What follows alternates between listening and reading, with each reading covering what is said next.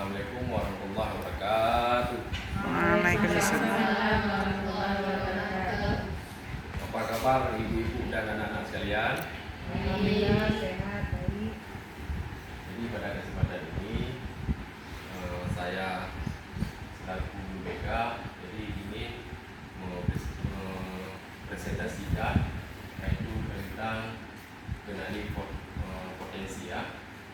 Jadi di mana di sini yaitu kita akan menampilkan PPT yaitu tentang kenali potensi.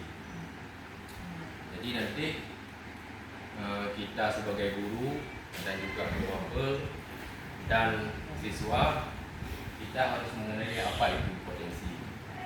Potensi yang ada di dalam diri kita. Kita sebagai guru yaitu di mana kita harus mengenali yaitu potensi yang ada di dalam diri siswa sehingga kita mampu mengimplementasikan ya. Baik, sekarang kita memasuki tentang kenali potensi. Apa itu tujuan? Tujuan dari kenali potensi yaitu yang satu, murid dapat memahami pengertian potensi. Yang kedua, murid dapat memahami mengembangkan kemampuan secara optimal dan mampu mengarahkan belajar atau karir melalui tes, multiple, intelijensi dan gaya belajar. Tentu kita sebagai siswa harus mampu memahami mengembangkan kemampuan secara optimal. Kita siswa bagaimana yaitu kita harus kenali potensi. Apa potensi dalam kita? Kan ada di benak pikiran kita. Ya gila. Apa potensi kamu? Potensi yang ada di dalam diri kalian. Apa? Itu ya gila. Itu salah satu yang mengelola bakat, hobi. Ya. Itu masuk dalam dalam nomor 3 itu, murid dapat mengenali potensi minat dan karir melalui tes. Ya, kamu hobinya apa? Main bola. Kalau kita sebagai guru, yaitu kita mampu nih, ya ibu-ibu, kita mampu mengenali potensi yang ada di siswa. Apa potensi? Kita juga sebagai guru, itu potensi kita. Apa potensi kita? Kita harus tahu sehingga kita mampu mengimplementasikan kepada siswa. Definisi potensi.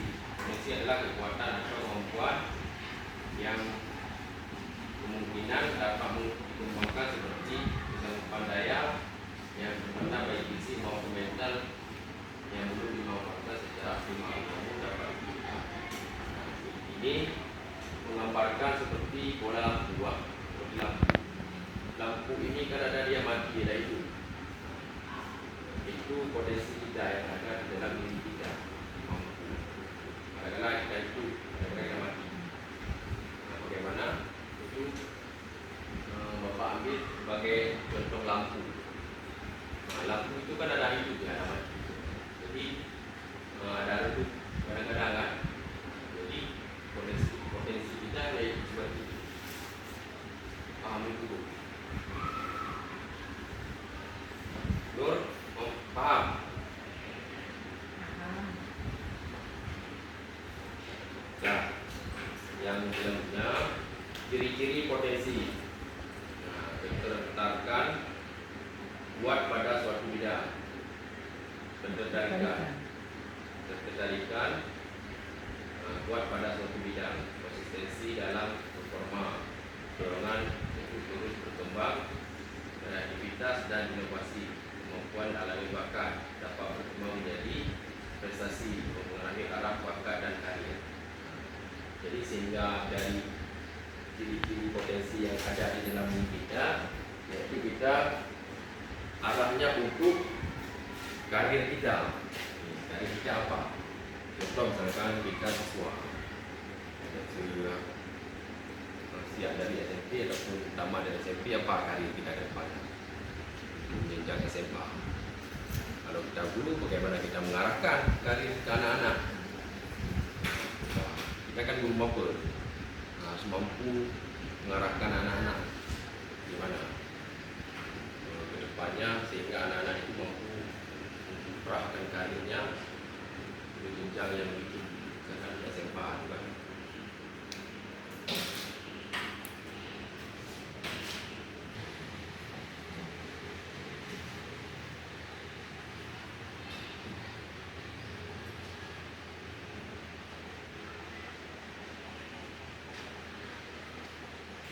Proses yang sudah kita lakukan sangat krusial untuk mempercayai kesuksesan dan kebahagiaan serta mengarahkan kita pada pilihan hidup yang tepat sesuai dengan kecerdasan yang dimiliki. Kedua, menjadi lebih percaya diri dan nyaman dalam melakukan aktivitas sehari-hari. Memiliki arah yang jelas untuk masa depan baik di karir maupun pribadi. Jadi, sesudah kita kenali potensi, kita sebagai guru dan juga siswa, kita mampu menyiapkan karya. Kalau kita sebagai guru mau tahu bagaimana potensi yang ada di dalam siswa. Ini nggak mesti berbeda. Guru mapel juga itu. Guru mapel dan siswa harus sinkron, bagaimana karya kita siswa dalam mengelola kendali potensi. Jadi nanti di siswa itu mengelola emosi. Ya, ini tentang kendali potensi. Ya. Kita next program ini nanti akan saya bagikan instrumen. Jadi bapak, jadi ibu dan siswa nanti mengisi instrumen. Ya. Karena di PPT ini ada juga instrumen. Jadi kita sikat aja. Ini juga saya siapkan PPT ini, nanti saya kasih instrumen. Ini kelola emosi ya, anak, kelola emosi. Jadi bagaimana kita mengelola emosi yang ada di dalam diri kita. Kalau impasnya kita guru, kita harus mampu mengelola emosi. Misal contoh, kita pagi-pagi berangkat ke sekolah, tiba-tiba habisnya kereta. Sampai di tengah jalan kita marah lagi kan? Kesal tak? Siapa yang salah? Motor kah atau memang sendiri? Diri kita sendiri. Berarti kita mampu mengelola emosi. Kalau ada sebahagian orang marah kan? Marah kereta lagi. Pagi-pagi pun saya ada tiket lagi kan? Tiket dah punya kereta. Sampai ke sekolah, telat. Itulah yang namanya kelola emosi. Kalau di diri siswa gimana? Misal kita telat bangun tidur. Telat bangun ni, nanti kalau saya di sekolah, didenda lagi. Walaupun saya nggak kasih masuk kelas. Kalau diri kalian, siapa mereka yang salah? Saya sendiri, bukan salah mama. Karena nggak dibangun. Salah sendiri. Sebagai itulah yang namanya kita mengelola emosi. Jangan gara-gara kita telat bangun, nggak jadi di sekolah, itu jangan sebuah alasan. Itu tidak boleh jadi sebuah alasan. Begitu juga kita sebagai guru. Adalah contoh lain, kita mau presentasi. Tiba-tiba hari ini kita presentasi, data kita tiba-tiba hilang. Bagaimana kesannya? Ataupun kita supervisi, ataupun apalah kita mengajar kelas. Tiba-tiba malamnya kita sudah persiapkan, tiba-tiba malam itu pagi itu hilang ke mana? Kita jadi dah capek-capek di depan nggak ada. Malam pun kita nggak simpan di flash. Kesal nggak kita? Bagaimana kita mengelola emosi? Jangan kita lagi emosi, kita limpahkan kepada anak-anak. Itulah yang mana kita harus sinkron antara siswa dan guru. Bagaimana kita mengelola emosi dari siswa dan guru. Ya, kita mengelola emosi. Jadi kita harus mengelola emosi itu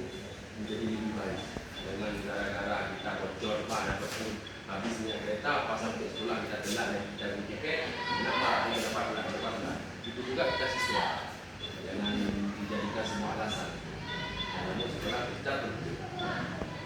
Kamu kayak mana kita? Tidak bangun. Tidak bangun. Tidak lagi. Tolak. Tolak. Mana lagi? Tidak bangun. Nah, yang namanya menolak emosi. Dampak negatif emosi yang tidak dikelola terhadap hasil belajar.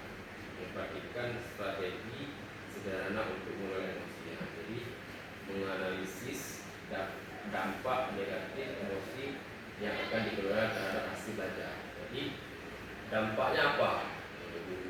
Dampaknya kedepannya untuk belajar tidak. Jadi kita belajarnya kurang karena gara-gara mood kita nggak pas. Kan ada kita. Pas sudah seperti saya bilang tadi, kita sudah persiapkan data yang mau kita presentasi, hilang. Bagaimana mood kita? Hilang kan gara-gara kita semangat, nggak semangat lagi. Begitu juga kita siswa. Telat. Bagaimana mood kita? Kan nggak semangat lagi kita sekolah karena gara-gara telat. Ya kan? Dan jadi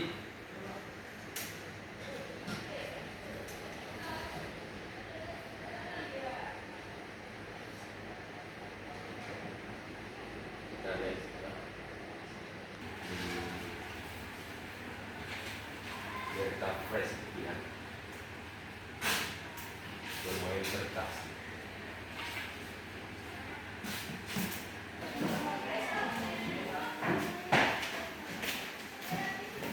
Kita bermain kertas ya.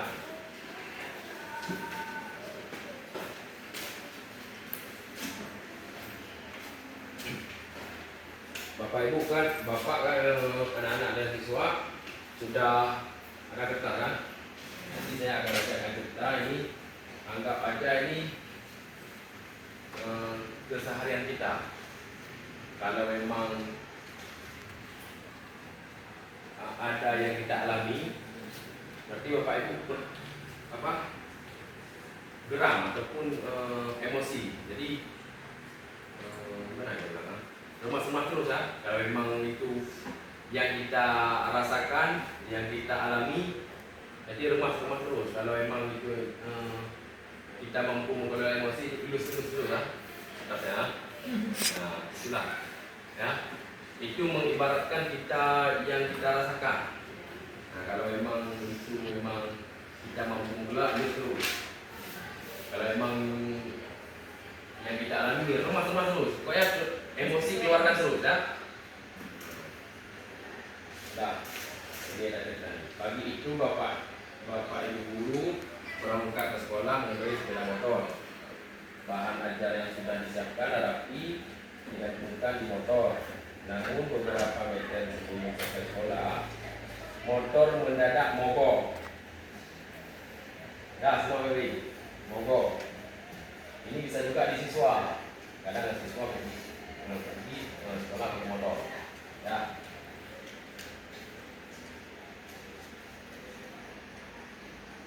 Beberapa meter sebelum sampai sekolah, motor mendadak mogok karena kehabisan bensin. Dengan susah payah, Bapak Ibu guru mendorong motor hingga sampai ke sekolah. Ya. Sampailah Bapak Ibu di kelas. Hampir semua siswa datang tepat waktu. Namun belum sempat suasana stabil, Andi masuk terlambat. Ia hanya menunduk sambil berkata, "Maaf, Bu, Pak, saya telat." Jadi dari sini, bagaimana perasaan Ibu? Ketika kita ke sekolah, kita udah prepare dari pagi, tiba-tiba habis bensin, mogok lagi keretanya. Bagaimana perasaan Ibu? Kesal. Bagaimana siswa? Pas saat kita pergi ke sekolah, minyak kereta habis, motor mogok, bagaimana perasaannya? Marah. Kamu gimana? Kesal. Mel, gimana kamu? Marah. Kamu nggak lulus. Ibu-ibu gimana ibu? Biasa. Lu Nah, Istighfar aja. apa? Istighfar aja. Ya, kan beda-beda orang, beda-beda dia karakternya. Kadang ada orang cepat ya emosinya, cepat bagaimana dia geram, udah lambat lagi nih, mogok lagi, habis bensin pula. Ke sekolah mau kita prepare-nya jam 7 sampai sekolah jam 8. Bagaimana ibu? Kesal nggak? Agak kesal. Agak kesal sedikit. Kan berbagai ya, berbagai karakter kita. Agak kesal. Bagaimana? Kesal. Itulah Prinsip Bapak Ibu, sabar. Bapak ya, dan anak-anak. Bagaimana kita mengelola emosi? Nah, harus pandai-pandai kita mengelola emosi. Kadang ada orang dia orangnya sabar. Kadang maunya kan kerja-kerja pun tidak dorongin. Nah, itu salah siapa? Salah diri kita sendiri. Bagaimana kita sebelum pergi ke sekolah kita prepare dulu malam. Malam kan bisa kita isi bensin. Nah, kalau pagi-pagi kita lihat dulu motornya ini kadang ada rusak atau apa. Itu juga dengan siswa. Jadi, mampu mengelola emosi. Nah, ada anak-anak pula lagi dia terlambat ke sekolah. Udah bercampur aduk kita. Ini saya pun dah capek dorong kereta, bensin habis. Ada pula siswa yang telat ke sekolah. Pernah nggak kita rasakan ini? Nah. Kita pernah nggak ini yang siswa? Ya kan? Udah telat, kena marah sama guru kita. Pas kita beli jajan, nggak ada uang dan gimana rasanya? Kesal nggak? Bukan lagi marah bercampur kan? Mau kita minta enak sama orang lain, mau bilang sama kawan, nanti bilangnya minta kita, ya kan? Kesal nggak? Ataupun marah nggak kita? Mau bilang sama guru, ya enak. Nah, itu juga kita guru. Ada kita udah bercampur, entah kayak mana kita bilang. Ada anak-anak, maaf ya duduk dia sambil duduk, dia datang duduk dia ke tempat duduknya. Kata ke bapak, maaf ya bu, saya telat. Sudah tambah lagi 3 poin kita pagi-pagi. Dorong kereta, habis bensin, tambah anak-anak telat lagi. Ini keluarlah bahasa Inggris kita ini. Bahasa ini. Gak usah kamu masuk lagi ya, keluar aja kamu belajar di luar. Itu nggak boleh kita sebagai guru. Kita harus mampu ya istighfar, kelola emosi kita. Itu alasannya kayak telat. Kalau ada orang-orang itu berarti sebelumnya kita lama sekali bisa Itulah kita mampu mengelola emosi. Karena tergantung sama kita, bagaimana kita mampu mengelola emosi. Itu juga dengan siswa. Belajar-belajarlah untuk mengelola emosi.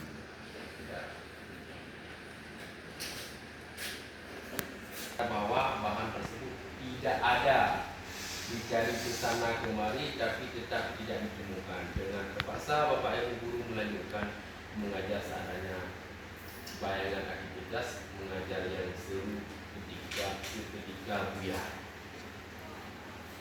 Sesudah kita persiapkan malam-malam kita begadang, pas kita sampai ke kelas, bahan ajar yang kita ajar tidak ada. Bagaimana perasaan kita? Dampak pain buat ibu. Nah kan, dari cerita dari dorong kereta kita udah kepanasan, sampai ke kelas kita belajar enggak semangat lagi, bahan yang kita ajar tidak ada. Itulah kita harus mampu mengelola emosi. Dan Andi terlihat tidak memberikan perhatian. Dia menunduk di bangkunya saat mendekati, ternyata ia sedang terlelap tidur. Udah capek-capek kita ngajar, anak-anak tidur dia di belakang. Dia sudah telat, tidur lagi dia. Bagaimana? Keluarlah kata-kata kita kan, bahasa Inggris kita. tidur dulu. Tak lama kemudian ada seorang bapak mengetuk pintu kelas bapak itu. Membuka pintunya dan menghampirinya bapak itu. Maaf, saya pamannya Andi. Sebetulnya Andi sudah 3 hari di rumah sakit karena menunggu ayahnya yang sudah sakit. Meski kurang tidur, tapi Andi maksa selalu ingin sekolah karena tidak mau ketinggalan pelajaran. Sekarang saya izin menjemput Andi dan ayahnya masuk di sini. Tapi kalau kita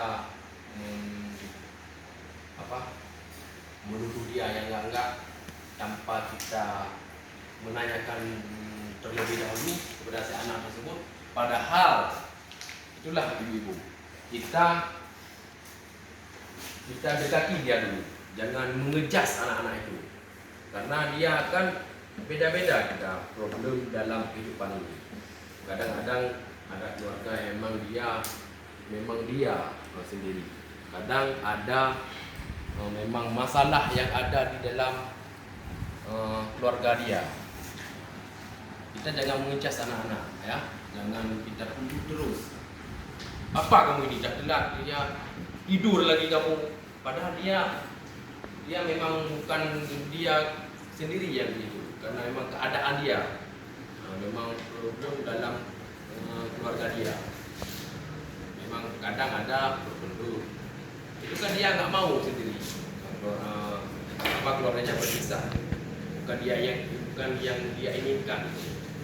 Itulah kita sebagai guru apa ataupun guru BK, kita harus mampu mengelola emosi. Jangan mengejas terus anak-anak, jangan tuduh terus. Sadari bahwasanya kebaikan ataupun apa yang kita lakukan, apa yang kita perbuat, itu tergantung diri kita, niat kita. Ternyata paman dia menemukan bahan ajar kita tanpa kita sadari bahwasanya paman Andi menyusun Andi ke sekolah. Ternyata paman Andi menemukan bahan ajar yang ada, yang bahan ajar kita. Itulah kebaikan dibalas dengan kebaikan. Jangan kita keburukan kita balas dengan kebaikan. Jangan keburukan balas dengan kebaikan. Di hari ini itulah yang namanya istighfar kita. Mampu nggak kita mengelola emosi? Udah capek-capek kita butuh dia, apalah kamu ini, kenapa dah telat kamu sekolah, kamu tidur lagi di kelas, tanpa kita tahu apa permasalahan yang ada di dalam diri siswa tersebut.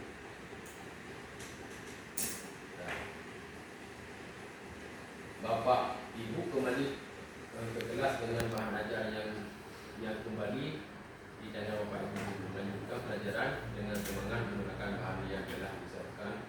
Pelajaran pun belajar dengan penuh kegembiraan, sehingga terciptanya belajar yang efektif tadi.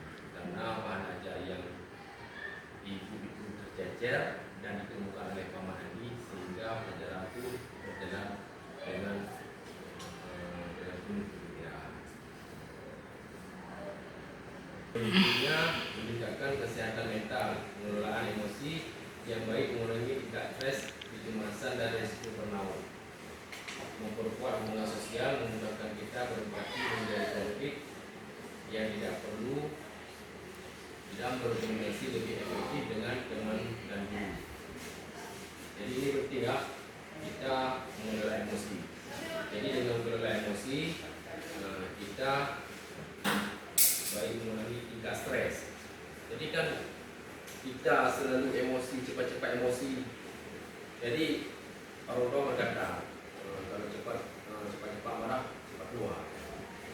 Jadi bagaimana kita mengelola emosi, yaitu mampu menghindari yang tidak baik. Ya, kita kepada yang bersabar, istighfar, ya kan Bu? Jadi dengan kita beristighfar, insyaallah dimudahkan segala urusan kita. Dengan mungkin itu ujian yang kita hadapi hari ini, bahwasanya kita naik tingkat, ya, naik level kita. Nah, misalkan kita ujian, seperti kita ujian kan seperti siswa. Hari ini kita mendapatkan ujian, jadi kita naik tingkat.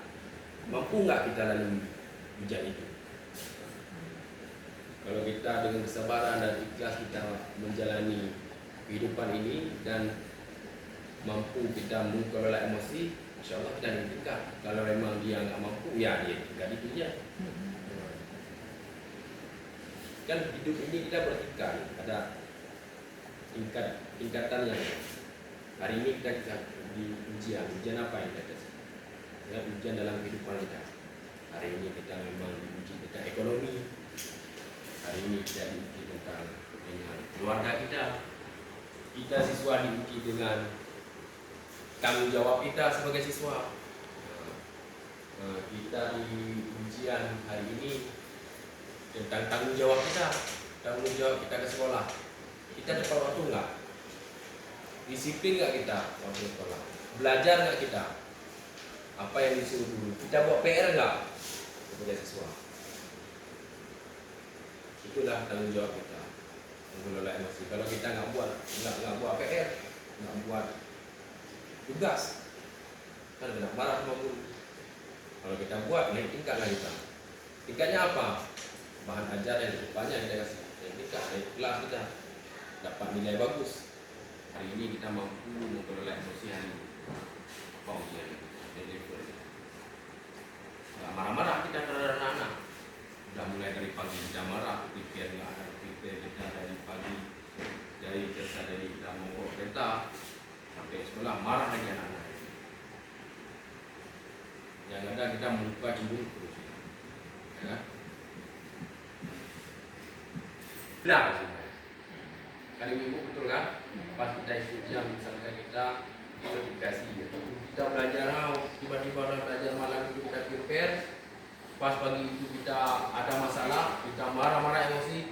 Pas kita jawab nol dalam pikiran kita. Blank itulah. Blank saat ujian padahal sudah belajar. Begitu juga dengan siswa.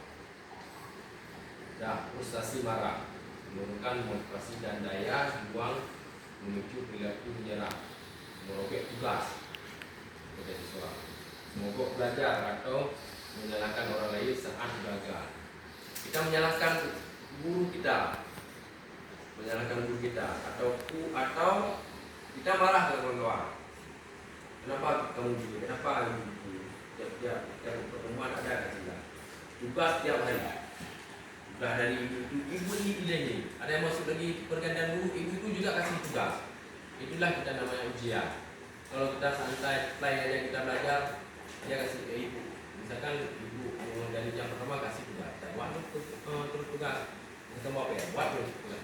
Apa tujuan kita ke sekolah apa? Belajar kan? Kita sebagai guru apa? Kasih kita nilai sesuai yang ada dibuat oleh siswa. Hari ini sebenarnya mengelola emosi teknis, berbicara positif pada diri sendiri, self talk, mengubah pikiran negatif otomatis menjadi hubungan yang konstruktif. Contoh mengubah kalimat negatif, ini dari negatif menjadi positif. Aku pasti gagal, aku bodoh, cibangai dalam hati kita, aku bodoh, nggak boleh. Menjadi positif. Aku mungkin kesulitan sekarang, tapi aku bisa coba lagi. Aku sudah melakukan yang terbaik. Jadi dalam diri kita ini harus bisa kita. Saya hari ini belum bisa, tapi kedepannya insya Allah saya harus bisa. Bisa yang mana? Belajar. Bisa. Aku sangat marah pada guru. Kan ada kita siswa. Ada yang nggak suka sama guru. Padahal gara-gara mata pelajaran dia yang nggak bisa, ini misalkan kita matematik atau bahasa Inggris, ini kenyataan, bukan fakta, ini kenyataan. Saya dulu memang nggak bisa bahasa Inggris. Jangankan bisa bahasa Inggris, saya mengucapkan aja nggak bisa. Entah apa gimana itu. Jangan gara-gara mata pelajaran itu kita jadi nggak suka sama guru. Itu jangan. Ya, ini yang problem sekarang. Ada memang bukan sebagian, ada kebanyakan di sekolah-sekolah gara-gara mata pelajaran dia ini nggak bisa, malah efeknya ke guru-guru pun dia nggak suka. Itu jangan kita sebagai siswa. Kita nikmati aja, kita enjoy aja dengan pelajarannya. Kita biasa juga buatlah, kalau nggak bisa tanya ke kawan-kawan kan ada, ya kan? Betul? Harus semua ini harus kita bisa, harus mampu. Ya, walaupun kita nggak bisa dan sama pelajarannya, kita jalani aja. Tapi sekarang, nah, walaupun kecil, tapi dia bermakna. Apa? Misalkan kita sedikit, lama-lama kan jadi bukit. Hari ini kita bisa sedikit pelajaran. Walaupun sedikit, hari ini apa yang kita dapatkan? Hari ini kita dapatkan misalkan pelajaran matematika yang kita. Hari ini sedikit. Jadi besok sedikit lagi. Jadi lama-lama jadi bukit. Begitu juga kita dengan sebagai guru. Kita harus mampu mengelola emosi. Emosi apa? Emosi yang ada di dalam diri kita. Jadi dari cerita yang tadi saya bilang, itulah harus mampu kita. Jangan gara-gara kita capek dorong kereta habis minyak, kita limpahkan emosi kita kepada anak-anak, sehingga belajar pun tidak efektif karena kita udah marah-marah entah di mana, bahan ajar pun tidak hilang. Jadi jangan. Jadi kita apa yang ada tuh, bahan ajar tidak ada tuh, apa yang ada dalam diri kita. Kan kita ada buku sekarang, kita persiapkan dari pagi sampai oke. Dan siswa, jadi sebelum saya akhiri, jadi saya akan membagikan instrumen ya. Jadi ini ada instrumen. Nanti ini ada pernyataan ya. Ini angket umpan balik guru non bimbingan konseling, program pengembangan kompetensi guru bimbingan konseling. Ini nanti ada angket, jadi sesuai saja ya kan. Ini ada 4 kolom.